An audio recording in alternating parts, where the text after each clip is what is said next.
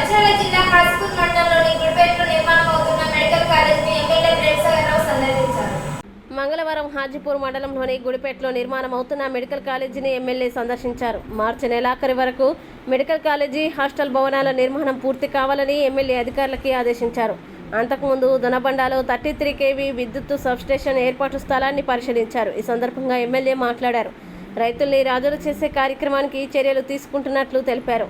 దీనిలో భాగంగా దళారీ వ్యవస్థ లేకుండానే రైతుకు ధాన్యాన్ని అమ్ముకునే ఏర్పాట్లు చేస్తున్నట్లు పేర్కొన్నారు. మండలంలో మహిళా సంఘాల ఆధ్వర్యంలో రైస్ మిల్లు ఏర్పాటు 15,000 మెట్రిక్ టన్నుల సామర్థ్యం గల గోదాములు నిర్మించనున్నట్లు తెలిపారు. గోదాముల్లో నిల్వ చేసిన ధాన్యానికి రుణ సదుపాయంతో పాటు ఇన్సూరెన్స్ సదుపాయం కల్పిస్తున్నట్లు తెలిపారు.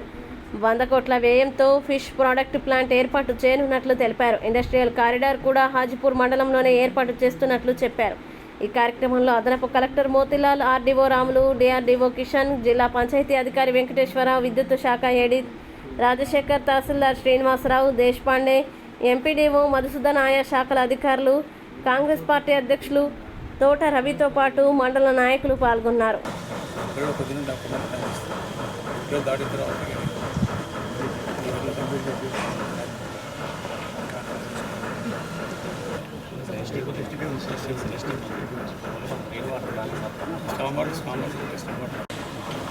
గ్రౌండ్ సబ్ స్టేషన్ జాగించినాము కదా, ఇద్దరు రెవెన్యూ వచ్చింది. నా పనులకి అయిపోయింది.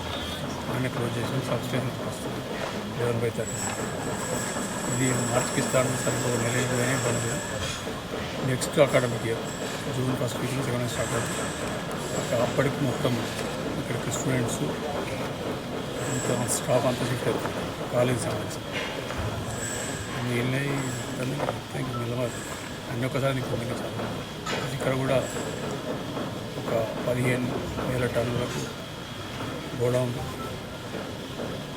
ఫార్మర్స్ కోసం రైస్ ఐకేపీ వాళ్ళు ద్వారా మొత్తం 6 రైస్ మిల్లు పెడతాం. హాజీపూర్ మండలికి ఒకటి, లక్ష్మీపేట మండలికి 2, దండపల్లి మండలికి 3. దండపల్లి మండలం 15,000 టన్నుల గోడౌన్లో, లక్ష్మీపేటలో 15,000, ఇక్కడ 40,000 టన్నులు. ఇక్కడ ఆల్రెడీ 12,100 టన్నులు ఉన్నారు. దీంతో మా కాలసీనలో పండిన పంటకు ఇక్కడనే కూడా